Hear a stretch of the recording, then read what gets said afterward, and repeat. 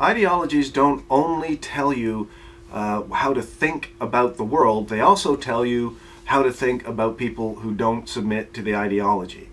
So an ideology will generate a generic collective identity for everybody in the ideology.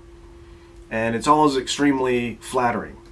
It's always very positive. It's always about how exceptionally enlightened and wise they all are. And so with progressive leftists, we're the tolerant, compassionate, non-judgmental, loving, caring, decent people.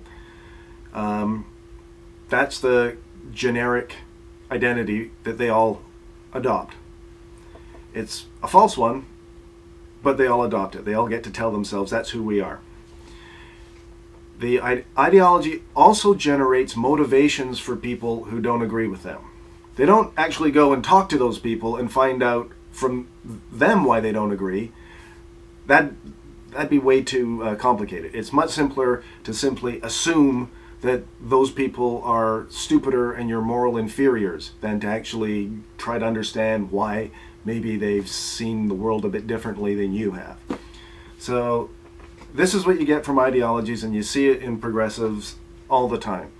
And this is why they are so quick, and they find it so easy to automatically label anybody as soon as they disagree with them with some terrible, insulting characterization, right? Something that really dehumanizes them, something that identifies these other people as being corrupt in their humanity. So very quickly, people on the left will label you a misogynist if you disagree with them, or a racist, or you hate transgendered people, or you're a climate denier. There's always something, a generic explanation that has nothing to do with the people who they're condemning. And for some reason you would think that in this day and age, in our sophisticated post-religious world, people would have outgrown this instinct to simply assume that if people aren't in our church, then they're going to hell, right? But this is the same way of thinking. It's the same instinct.